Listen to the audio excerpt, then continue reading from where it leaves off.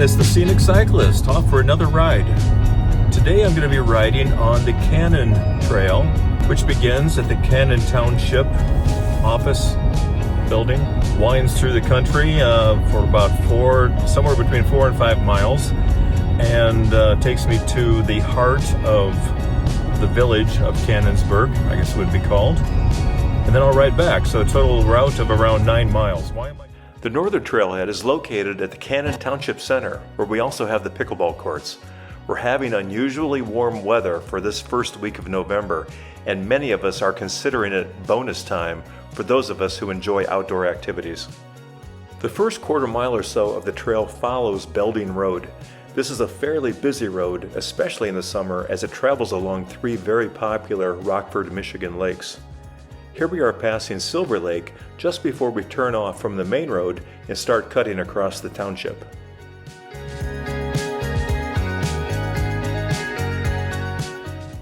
Having never ridden this trail before, I really don't know what to expect. It might be entirely residential with newer neighborhoods, or it might be forests and wetlands. As I ride through this residential area, I start to hope that the trail is clearly marked. I've done this other times where I end up taking a wrong turn and end up in somebody's driveway or at the end of a cul-de-sac, but this looks pretty well marked. Sunfish Lake is fairly hidden away from the main roads. In fact, this is the first time I've seen it in the 10 years I've lived in the area, but our trail takes us along one side of the lake.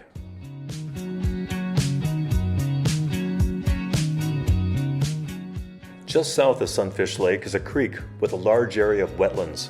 Fortunately, a boardwalk keeps us high and dry.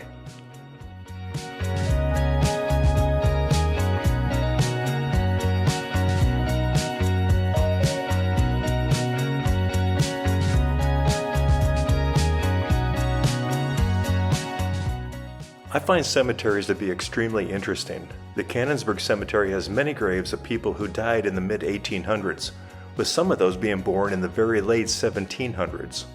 The headstone names and dates tell so many stories of the people who lived here so many years ago.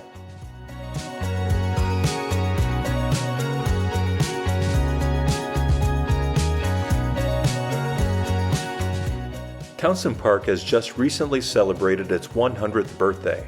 The 50-acre park was established in 1925 and was the first park open to the public and maintained by the Kent County Parks Department. The historic stone open shelter still stands today.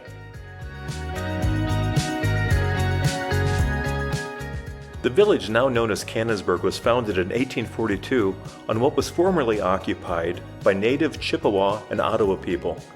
As European settlers moved into the area, it was initially named Churchtown and then was renamed to Cannonsburg, named after businessman LeGrand Cannon, who was instrumental in establishing the village in the mid-1800s. The population in 2020 was listed at 203 people. In the village of Cannonsburg, visitors will certainly want to stop at the grist mill, on the location of a long-gone flour mill, and today operating as a gas station, convenience store, and a diner where locals get breakfast and lunch. It's a favorite for me and Mrs. Scenic Cyclist. Across the street is the Honey Creek Inn, also enjoyed by locals for their dinners and relaxed country atmosphere.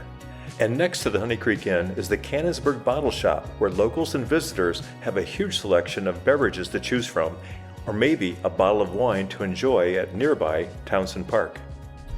Well, that completes my ride of the Cannon Trail. I can say that I had low expectations. I thought it would just be a bike path going through a forest, but there was a lot to see. There were wetlands, there were neighborhoods that were actually kind of interesting to ride through the backyards, so to speak, of some of the houses. It was interesting to ride through Cannonsburg Cemetery. But I'm the Scenic Cyclist, combining some scenic locations with a little bit of history. Till next time.